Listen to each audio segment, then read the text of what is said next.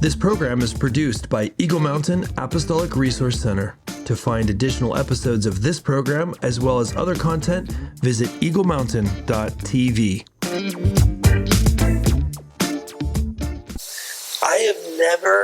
I'm going on record right now, I've never had a harebrained idea. He's had lots of ideas that have hair on them. Did you just say I've had lots of ideas with hair on them? Yes. Okay. Oh my goodness. What? The devil? I found him. Why am I not surprised that he's in here? He's over here in this bucket. There he is. Mr. Sin! Not bothering us anymore.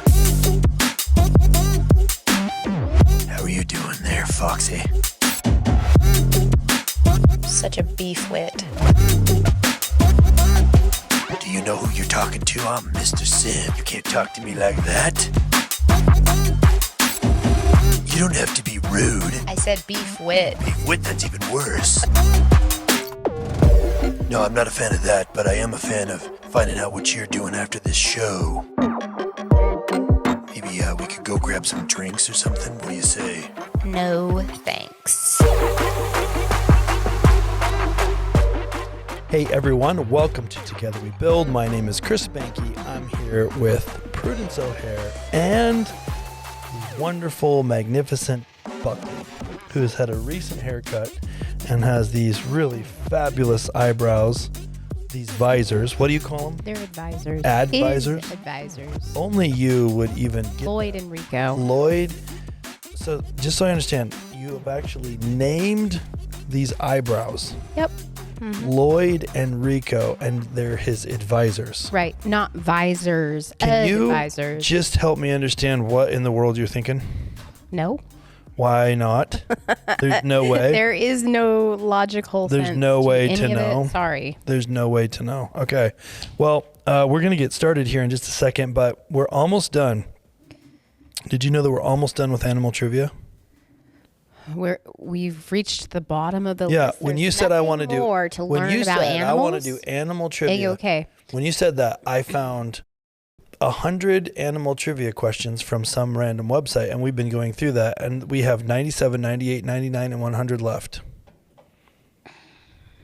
You ready? Yep. You're getting 2 of those on this episode. 2. Okay.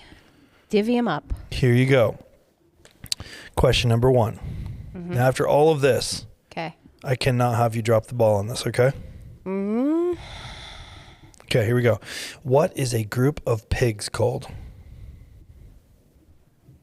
A potluck?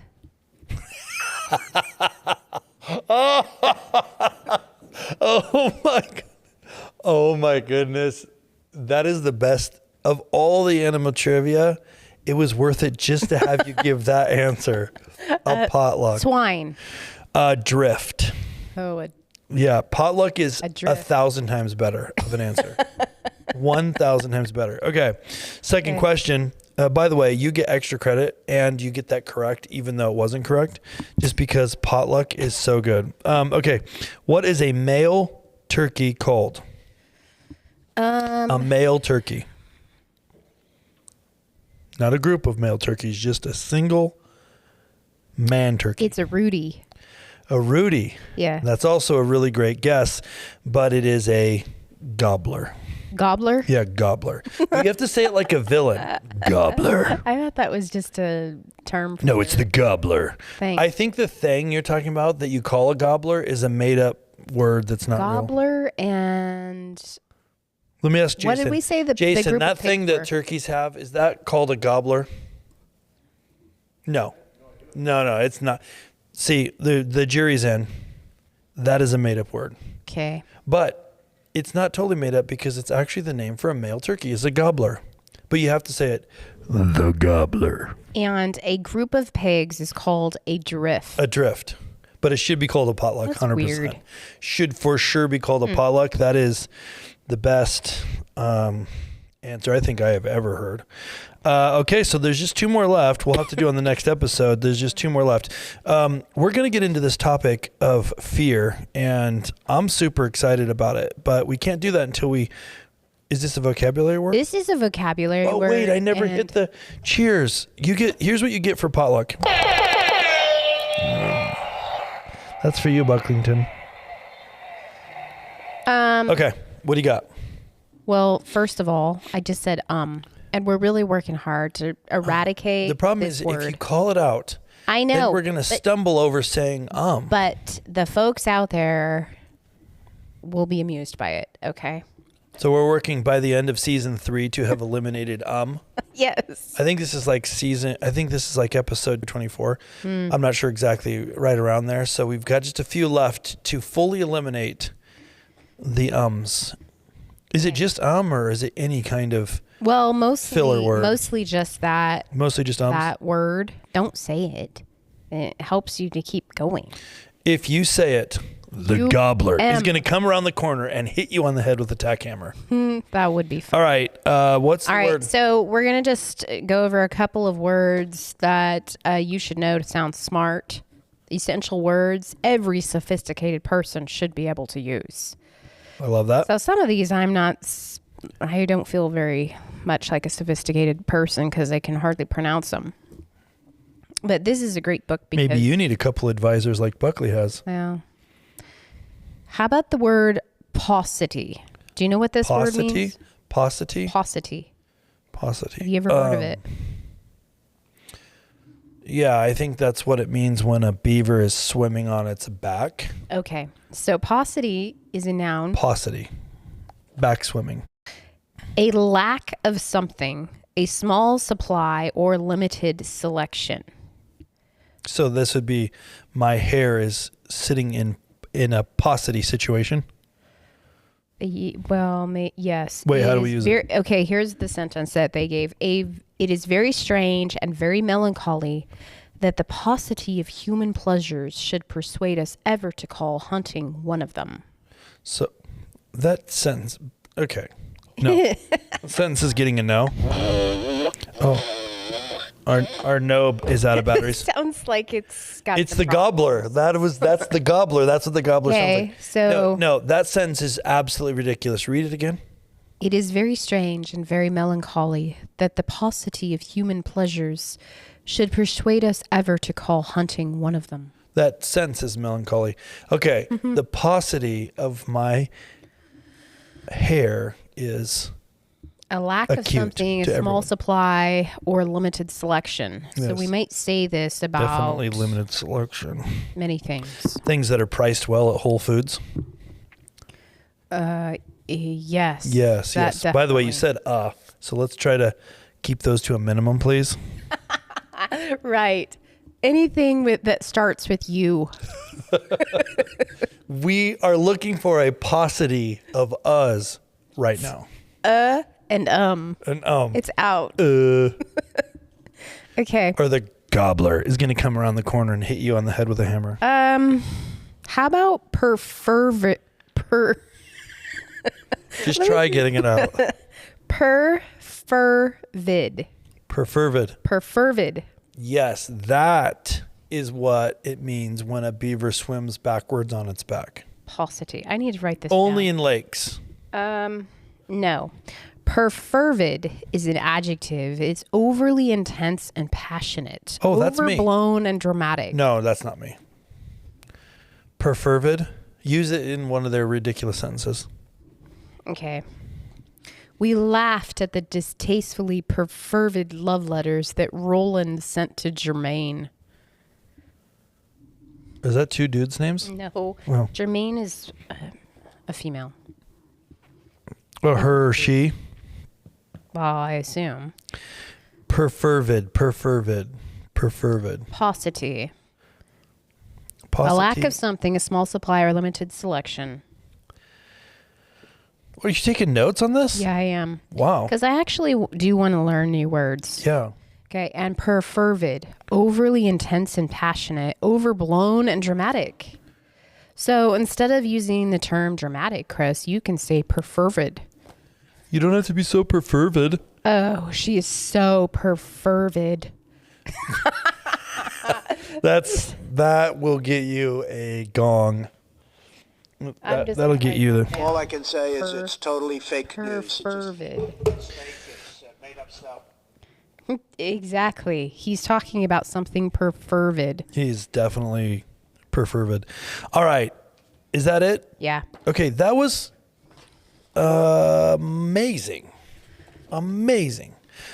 So, we're not talking about that. We're not talking about trivia. We're not talking about perfervid. What we are talking about in this episode is fear. Yep. What's in your wallet? I mean, what's in your closet? What's in your closet? Fear. Not in my closet, okay? No fear allowed in my closet. Are we talking about the emotional closet, not your actual closet? Yeah. Although some people may have some things in Is their it the closet that Eminem is cleaning out or a different one? I'm not sure. So I said, oh my goodness. Said it. Every time I say I'm giving myself a cheer. I'm just going to snap. Let's just snap. I'd like everyone to watch you snap real quick. How many different beverages do you have over there? I have regular water, my coffee. Your drink selection is perfervid. My servant has made me. Your drink selection is perfervid. And Your servant made you the coffee? sparkling water. I made you the coffee. All right, let's dig into this. Bible passages, not having fear. No, not Bible passages. Okay, so I want to talk about fear from a different point of view. So I did a little Google search, and the Google search came up with the top 5 commonly found fears among conservative Christians. Yeah. And Top 5, huh? yeah, you can also see in this list a little bit of the bias that comes from mainstream search engines, websites, and so forth. Because I typed, what are the top 5 fears found among conservative Christians? And several answers I got back had to do with MAGA. Uh-huh. Well, So that's liberal interesting, Christians aren't going to have these fears. according to Mr. Googleson. Right. So I said again. Maybe we should address liberal Christians. We're not next. addressing that. We're going to go into these top 5. I want to talk about each one. Okay. I think I want to start with reading the full list, and then we'll tackle each one at a time. What do you say about that, Prudence? All right. First one, loss of cultural and religious influence. Second one, immigration and demographic changes. Third one, government overreach and loss of personal freedoms. Next, economic insecurity. And last, political corruption and distrust in elections. It's very interesting that these are what it came up with. I would have to say that I don't know that this list is off. I think it could be accurate, but it's just a very interesting list. So do you have any overall thoughts, or should we just tackle these one at a time? What do you think? Conservative Christian. Yeah, that's what I put in So, my search bar. Yeah. So we need to just make that distinction that we're just talking about these underlying fears of this demographic because, I get 2 snaps for that. 1, 2. And in the same sentence. What I'm really saying disappointed. is that a lot of Christians may not even think about this stuff. Right. So we're addressing conservative Yes. Christians. So do you want to tackle them one at a time, or what are you thinking? Well, All right, let's- definitely not all at once. And should I read what Google says? Let's try it on the What first one. exactly are we doing here, by the way? Well, what I want to do is I think this list is not far off on what, a lot of conservative Christians do fear right now. Obviously, this doesn't cover everything. Obviously, in addition, we really shouldn't fear anything. We should have no fear. We should have zero fears. What that doesn't mean, though, is that we shouldn't be cautious. We shouldn't be aware. We shouldn't be concerned. There's a lot of things that we should be cautious about. There's a lot of things we should be concerned about. There's a lot of things that we should see and not like and want to change. There's a lot of things that we should see and say, hey, in this example, in this situation, I want to be very careful, or I don't want to do this, or I do want to do this because what I'm seeing is dangerous or whatever. So we need to separate fear from wisdom, caution, being smart about situations, feeling and being aware of what God has called us to change in the world. So for example, if one of the fears is the government having too much authority, which one of them is, then we shouldn't live in fear because of that reality. But that doesn't mean that we shouldn't be aware and concerned about that reality and do something about it, right? So it's about understanding the appropriate response. You agree with that? Yeah. I don't think that I don't think that having fear is something that we can actually dissipate to a nothing degree, because A nothing degree. it is something that is given to us to have discernment over things. Perhaps we need to have a healthy fear of getting too close to the cliff, stuff like that. So Yeah. we're built with. There's only two fears you're born with, though. All other fears are learned. The two fears you're born with are loud noises and heights. Yeah. Well, so the cliff thing fits. But what I'm saying is that it's really, we're going to be offered all sorts of temptations in the forms of fears. Totally. Right? Isn't that what it is? Well, Basically kind of like, here, Yeah. now what are you going to do with it? I think it's super important we're defining this because I think that people are controlled by fear. It's one of Satan's greatest, most effective tools. We're not supposed to live in it, but we also need to define it clearly. So if my 16-year-old son gets in the car with his friend who's also 16 and is a young driver, and that friend is driving the vehicle that he's in recklessly, my son is going to be afraid of the situation. And he's going to say, I don't like this. Yeah. I'm afraid of this. Okay. Yeah. That isn't the kind of fear we're talking about.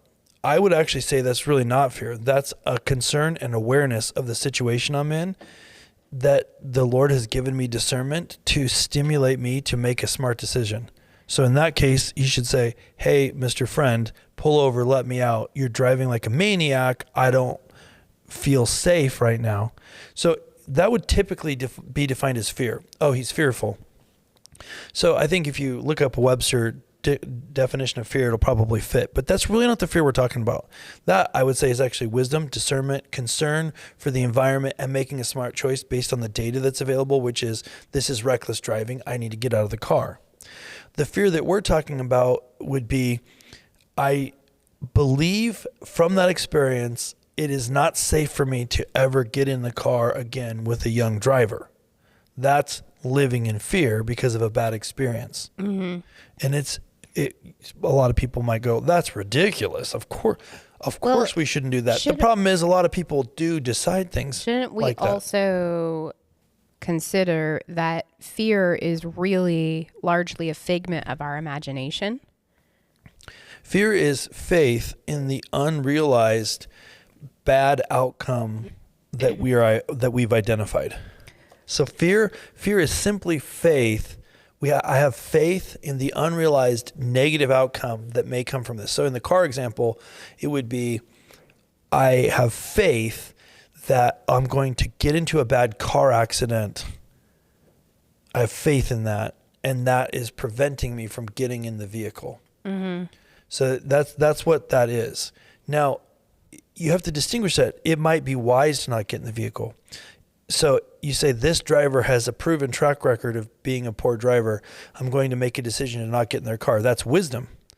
Saying, I don't feel like I can drive in cars ever again because I had this bad experience because I got in an accident this one time. Is letting the fear control you. That's the wrong side of fear that we want. So we're talking about letting the fears control us and Exactly. dictate how we do or don't do something. 100%. So let's talk about the first one. Loss of cultural and religious influence. Okay. So this is a fear. Well, here's what Google said. conservatism. Here's what Google said according to, this is just so apparent, the bias, but listen to this.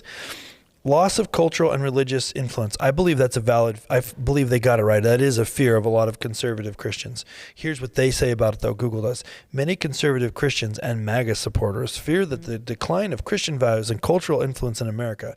This includes concerns about the erosion of traditional family values and the perception that Christianity is under attack from liberal policies and social changes. You can just feel the soaked nature of that response. They're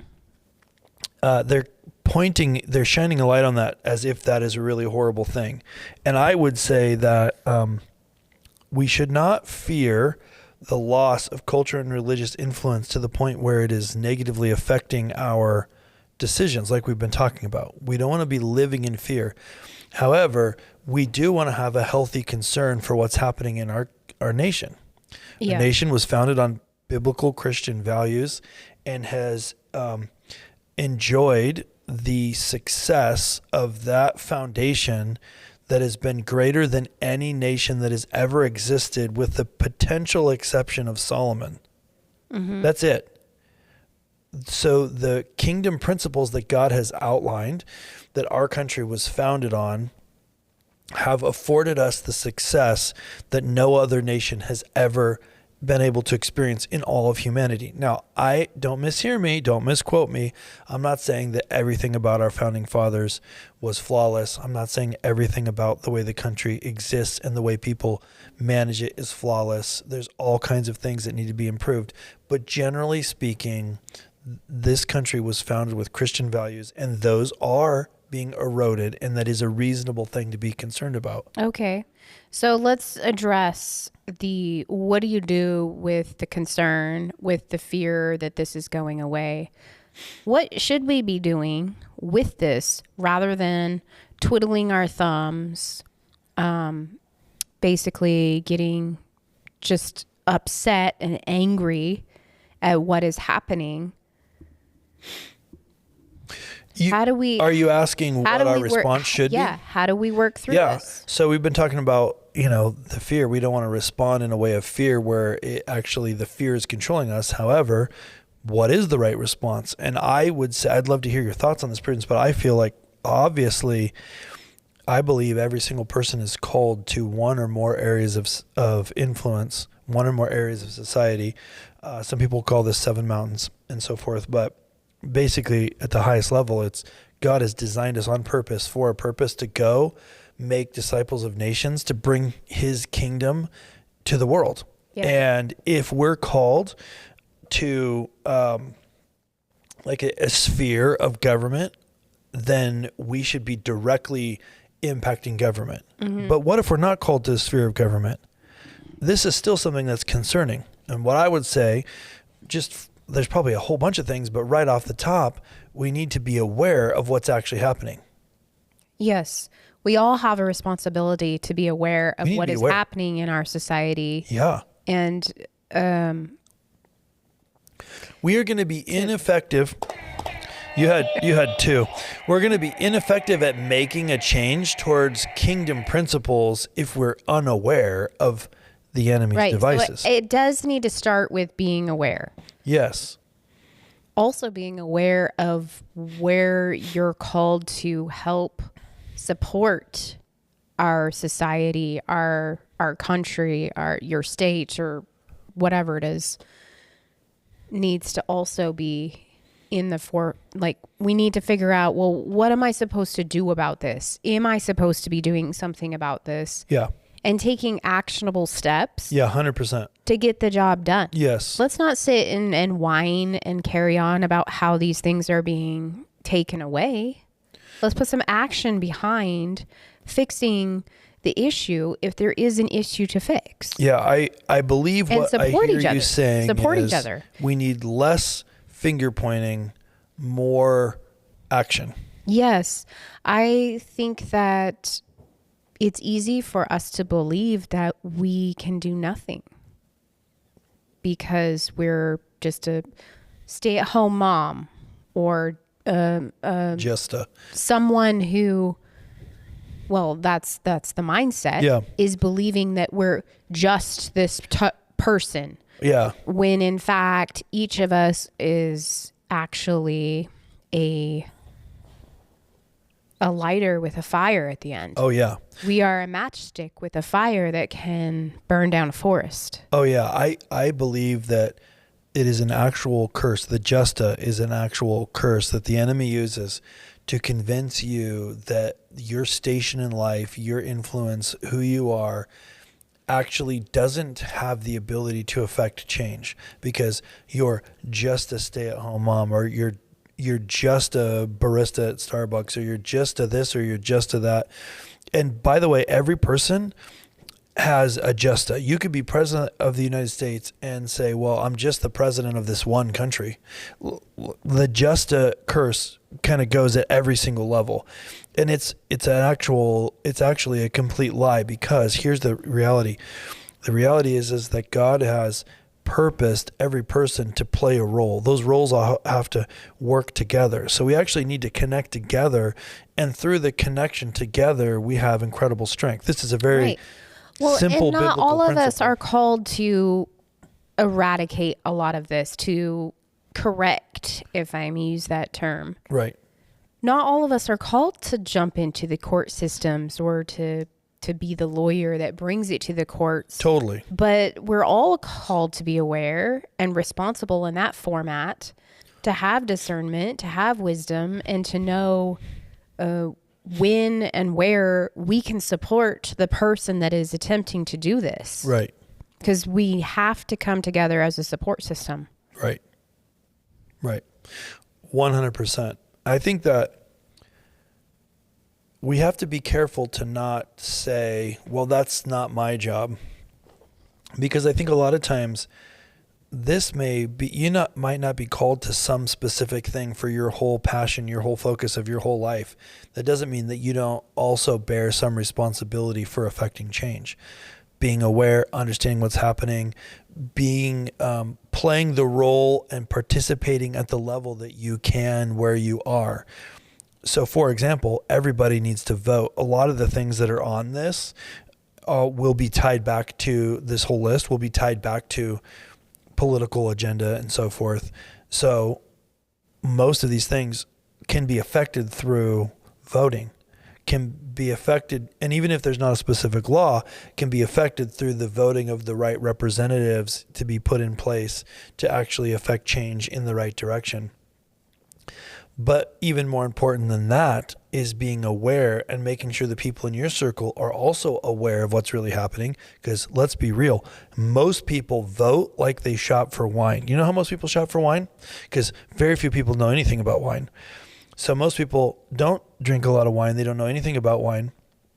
And so they go to the Safeway or wherever, and they look at the shelf, and if you're 5'10", you're looking at the 5'10" shelf, and then they scan, and then they pick the one that has the best label. That's it. And maybe they know the difference between some of the grapes. That's all. So wine sellers know this, and they actually pay money to have their bottles put at eye level because they actually know nobody knows anything. And that's how most people when we're talking vote. when we're talking about the subject of voting, sometimes it's overwhelming to actually know who to vote for. Maybe you're like, I have no idea. Right. I'm just do what you randomly do. Like, close your eyes and circle in the button, the little bubble. Or vote for the R or but the D or something whatever. that you can do. Yeah. And when you're faced with more choices than A or B, Right. is find someone in your circle that is wise to what's happening in your political sphere. Right. Ask them their advice on which candidates they feel is the best option. And why. And maybe base your decision more off of that Yeah. rather than I would say Just whatever they say, posing follow on. that up with a little bit of research. Well, sure. But what I'm saying is that we have people around us that specialize in different spheres. For sure. And you don't have to feel like you're just out on your own and you have to go spend 12 hours doing a bunch of research. Yeah. You can layer it upon somebody's advice that you trust. Totally. What was that movie? Vote for Jeff Johnson, the name you know? Eddie Murphy? No, that wasn't the name of the movie. That No, was just but- in it. yeah, I don't but- remember. So this movie, it's the reason we need to understand, because this movie is so hilarious. I think it was an Eddie Murphy movie, but basically his name was Jeff Johnson, and there was a long-term politician whose name was Jeff Johnson. Jeff Johnson, the politician, died. So this guy was a scam artist, and he said, we're just going to run on this guy's ticket. Yeah, he assumed the identity. He assumed the identity, and his whole campaign was vote for Jeff Johnson, the name you know, because people had been voting for Jeff Johnson, and he got in and Yeah. he won. The thing that makes that movie hilarious is that's the way people vote. Yeah. Like that could totally 100% Right. happen. Yes. So, okay, I think we kind of covered that one. Okay, so we basically are out of time. So what we're going to do is we're going to break this into two parts. We're going to go after the next ones in the next part of the series. But I think it's important, just from a high level, to understand we are not saying run through life not caring, having a no fear attitude and wearing, remember the no fear shirts from the 90s? Yeah. We're not saying that. You got to be smart. You got to have discernment. You got to be wise. You got to be concerned about stuff. But it's the wisdom and the awareness, the concern, the data, the information, the wise choices and the knowledge, all that stuff is what should be. The alignment with Holy Spirit. And the alignment with to Holy help Spirit. bring it, like he is the bow around all of that. He is the bow ties around it that up. beautiful package. He ties it up. That's how we should be making decisions, not the emotional fear-based response. Right. So we're not saying these things that are sometimes labeled as fear, we're not saying those are bad. A lot of times discernment or concern or kind of like a hesitancy about something, that's labeled as fear. That's not what we're talking about. Those things are necessary and important. We're talking about when your life is controlled by fear, your decisions are made by fears that are not actually reasonable, and you might need someone's help to determine what's reasonable because they might feel reasonable to you. That's what we're talking about. And as Christians, we are specifically outlined in the Bible called to not live with a spirit of fear. And I think the reason that God has outlined that so clearly is because it's a powerful tool the enemy uses. So we need to be aware of this, Right. which is why I think this is so important. So we're going to dig into, so the first fear that went after today was loss of cultural and religious influence. And I think that that's a valid thing to be concerned about. It's not a valid thing to let run your life. But as Christians, we need to understand and recognize that Jesus is not the president of the United States, the savior of the United States. He's the savior of the whole world. But we need to also recognize that our country, the United States, was built on a Christian foundation. And so while it's important to keep all of that in perspective, I think it's valid and important to recognize the concern that these kingdom principles outlined by Scripture, the way that this country is founded, have afforded it this incredible impact in the world. So we don't want to lose that. We need to be smart about it. Kingdom, God's will, God's way, right? Prudence, am I right? Mm-hmm. So with that, we're going to wrap this up. If you would like to learn more about this show is called Together We Build, or see any of the other episodes, go to eaglemountain.global. You can see everything there. You can also find information about everything that Prudence and myself are doing at chrisandprudence.com. You can find all the episodes there. And if you want to reach out to us, definitely hit the contact button. Let us know. We'd love to hear from you. And if you'd like to support us, you can do that as well. So anything else? I think that's it. Like, share, subscribe. But don't say like or Just like, share, subscribe, but don't say or No, I didn't or say like. it. I didn't say it. Perfect. No, I'm not lying. Giving you the cheer. With that, we will see you on the next episode. See ya. Thank you for watching Together We Build with Chris and Prudence. To learn more about this and other amazing programs, visit eaglemountain.global. Global. To learn more about Chris and Prudence and the ministries they serve, visit chrisandprudence.com.